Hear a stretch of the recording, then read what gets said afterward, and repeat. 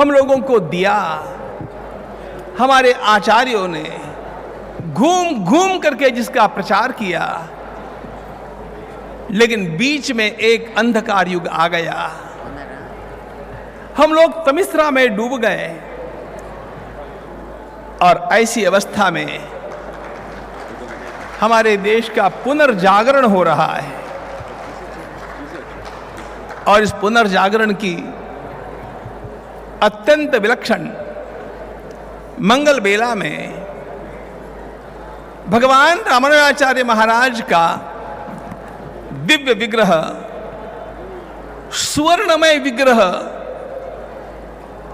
केवल स्थापित नहीं हो रहा है मित्रों, वास्तव में भारत का सुवर्ण युग पुनः आरंभ हो रहा है।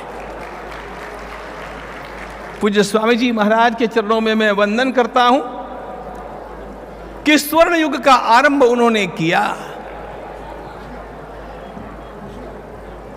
क्या है हमारा देश,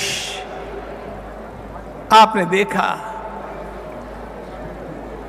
हमारे सम्माननीय प्रधानमंत्री जी दौड़ते हुए यहां पर आए, हमारे महामहिम माननीय राष्ट्रपति जी पधारने वाले हैं, और किसके बुलावे पर, जिस हमारे स्वामी जी के शरीर पर कोई कपड़ा भी नहीं है, एक सामान्य सा वस्त्र है और हाथ में एक दंड है, यह धर्म का दंड है, ध्यान रखना।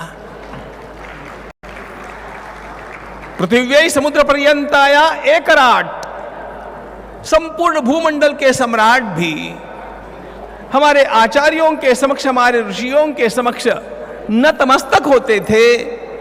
और कैसे नतमस्तक होते थे, इसका उदाहरण हमने अपनी आंखों से कल देखा। हम धन्य हैं कि हम इस क्षण के साक्षी हैं। और भारत माता अंगड़ाई ले रही है। निश्चित रूप से ली जाने वाली यह अंगड़ाई हमारे देश के उत्थान का सूत्रपात बनेगी। हमारे संपूर्ण सनातन धर्म के अंतर्गत जितने भी संप्रदाय हैं, जितने भी मत हैं, जितने भी पंथ हैं, उन सबको एकत्रित करने का महान संकल्प पूज्य स्वामी जी ने किया और वो साकार हो रहा है। मैं यहां पर अभिनंदन करने के लिए आया हूं। किसी न किसी को तो भगवान निमित्त बनाते हैं। मैंने पूज्य स्वामी जी के प्रवचनों में एक बात सुनी,